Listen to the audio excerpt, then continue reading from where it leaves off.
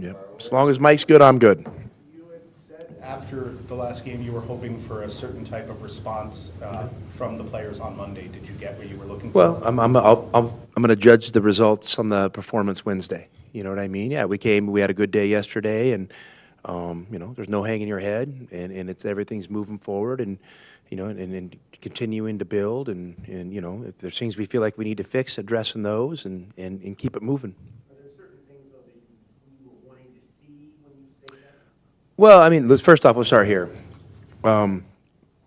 Yeah, was it a bad call? I stick by my guns like that. By that, I mean other people may not think it was. Did I love the way our defense played? No, but it was a great college basketball game. I mean, you had two teams going at it. I mean, there was some high-level offense on both sides. It goes down to the final possession. I mean, what an awesome game. And listen, I've competed against BYU for years, and I really enjoy doing that. My biggest disappointment was the way our fans and students, reacted to some of their players coming off the court. There's no place in society, let's just start with that overall, but especially in collegiate athletics, where anyone's religion or race should become a focal point, ever.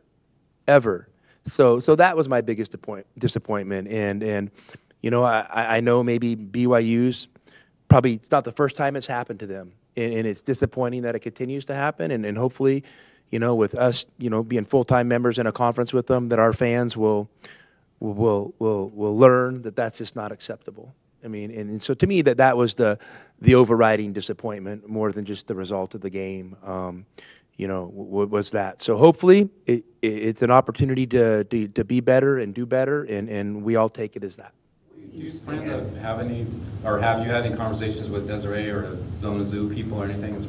I mean, I haven't. I mean, Desiree's handling that. I mean, obviously I'm sticking to the basketball side of things. Her and I communicated a little bit the following day on it, and she's on it. She's on that stuff, and so I think it's been, I know it's been dealt with, in a number of ways, and but it still doesn't erase that it happened. So let's learn from it and move forward, and every person in this face of this earth deserves respect, and obviously that was not a sign of respect. What happened at the end of that game.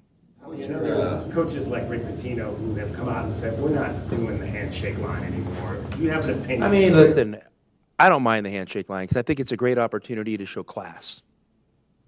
You know what? And I'm not afraid to show class, and even in tough moments. Now listen, I'm sure some of our players didn't respond. I heard there was a little bit of an incident. I was off the floor by then. And could you avoid those things? But just eliminating something, does that make us a better society? Why can't you go shake hands with someone who just, whatever, either they kicked your ass, you kicked their ass, or, they're on the fortunate side, you're on the unfortunate side. How hard is that to do? So to me, they can, I understand why people want to do it. You want to avoid these one-off situations, but I also think it's a great opportunity to show class, to show compassion, to show respect. So I'm always going to err on that side. Ever been in a position where you're playing a team immediately after they made a change at head coach? I mean, man, you got to have me prepared for these questions, Nate. Like, I don't know. I mean, maybe it happened a few times, but yeah, it's tough. I mean, I feel for them. And I feel for the players. I feel for the coach. I feel for his family. I'm not an administrator. I don't know why it makes sense to make a move in season. I mean, to me, this is like, what is that saying to the kids? What is that saying to your fan base? What is that saying to the coaching staff? But again, people make decisions for whatever reason. And I don't need to be like wasting my energy speculating on why or whatever they're doing. So, yeah, I mean, we're going to approach it as business as usual, and we're going to tend to the business of Arizona basketball, and Utah's our next opponent, and they're going to be our next opponent no matter who the coach is. That said, do you feel like if you're going to fire a coach, do you maybe fire him before a big game at a place like Arizona, or maybe? I don't know how that makes sense to me. I mean, listen, whatever you can rationalize that however you want. Craig Smith's a good man. I know that, and he's a good coach. maybe it hasn't went exactly how they all had hoped. But again, I don't know the ins and outs. I don't know the ins and outs, and I'm not going to guess to know the ins and outs. So it's business as usual for us, but there's another side where it's unfortunate for some others. And I'm sorry.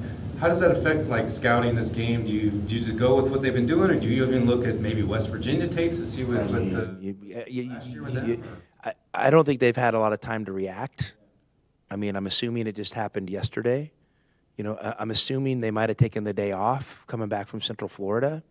I mean, I don't know. Maybe they practiced. Maybe they've put in, an entire new offense and entire new defense in 24 hours. And if they did, good for them. I mean, so it's business as usual for us, and we're preparing like we normally would have prepared, had this unfortunate thing not happen.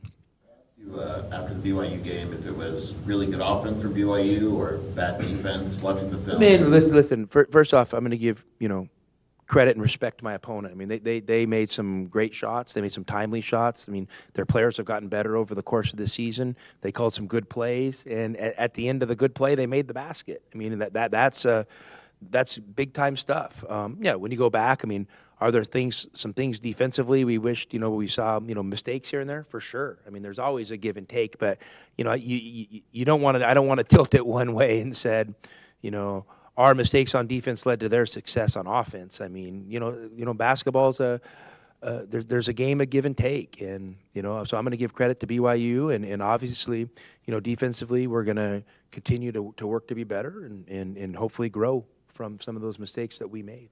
Shoot the ball off the three ball so quickly off the screen. How did you feel like your team defends that? Well, I mean, listen, those are hard shots. Those are really hard shots. If you probably look at percentages of things, if we're getting into analytics, and I know you guys love your analytics, threes on the move are hard shots, and to make those the way they did, and as many of them, it's impressive. I don't know. Maybe the next game they just roll out. I don't know. I mean, that's what's hard about those. But there were also a lot of easy shots. That their offense created for themselves, and whether that's from a defensive mistake or not, there was a lot of easy shots that you go back, and those are the ones that you gotta focus on. Those are your more controllables. You opened the analytics door here, so I'm going to walk through it. But I can close it. It's at my discretion. Yeah, there was a list that just came out that had the top performing two-man duos in college based on a bunch of factors. And for you guys, it's Henry and Deli. Does that surprise you that putting them together would be the most effective? I don't know. I mean, my mind is blown. I don't know. I'd have to look at the whole list. I'd have to see what factors they're considering. I mean, to just answer a one-off question without any of the data, I mean, analytically would not be appropriate. Just in general, the play you got from that one stretch from Deli where he was hunting the shots, how do you get him to do that more? I mean, I'm going to tell Deli, can you make 3 catch-and-shoot threes in 3 minutes, like, more consistently? I mean, of course we want that. But listen, I'm joking. Deli's doing a great job. He's trending in the right direction. I think he's kind of figuring out what he needs to do for our team and what he needs to do at this level to be successful. And hopefully we continue to get more of that because he's an important player for us. Beaten some good teams this season, even though they've had some struggles as well. What's the common theme there? Well, Utah is a good team. They have incredible size and length. I think I don't know if would this be analytically or this be statistically or measurement wise, they're the third longest, tallest team in the country. So they have obviously great size and they have positional length. They're sound defensively. They're not doing anything crazy. They're really kind of packing it in and making you play over size and length consistently. Offensively.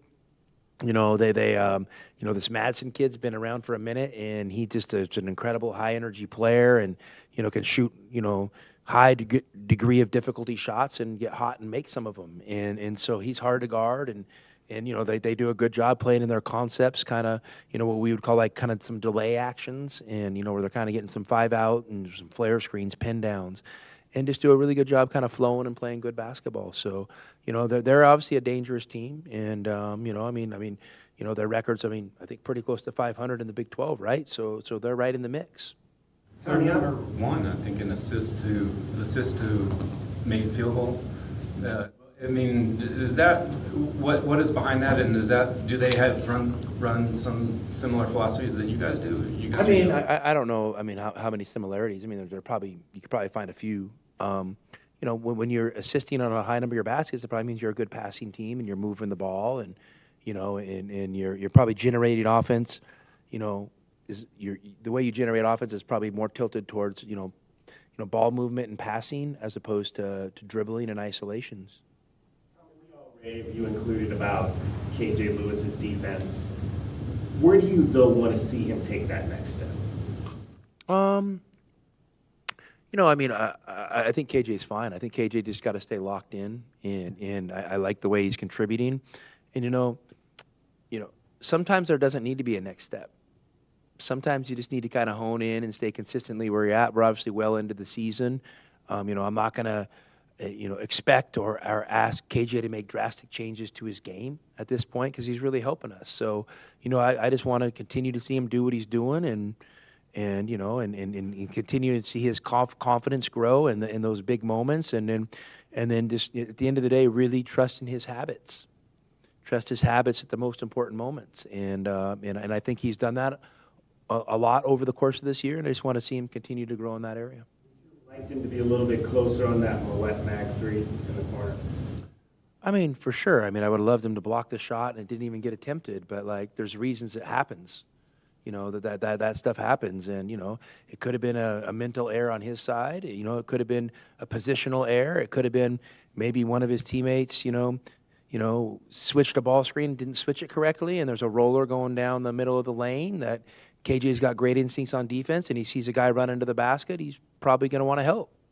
I mean, there's lots of reasons these things happen, and it might not be KJ. Easy to turn the page on a game like BYU. Yeah, this is what we do. You know, we got Utah coming in here, and no one's hanging their head. We didn't hang our heads yesterday in practice. We understand it's tough. You know, I think there was a lot of positives to build on from the BYU game, and I think the best thing you can do is, figure out maybe a few of the areas you want to improve in, and maybe a few of the areas you want to continue to strengthen and move on to the next one. I mean, it just, I don't know. Does it help you living in the past? Yeah. Oh, okay. Well, sorry. That's a world I don't lurk or no understand, and I don't want to go there. I mean, the moment I probably went in there, I'd probably want to get the hell out. So no, I don't know anything about living in the past. Ever employed like a hack-a-player strategy where somebody really struggles at the line and you put them there a lot? I mean, for sure, we've done it over the time. I mean, I wouldn't say it's a normal thing, but I mean, you obviously sometimes you look at free throw percentages and you make decisions, but fouls are valuable in college, because you're usually not playing 12 or 13 guys, and guys only get 5. So I think you have to factor that in as well.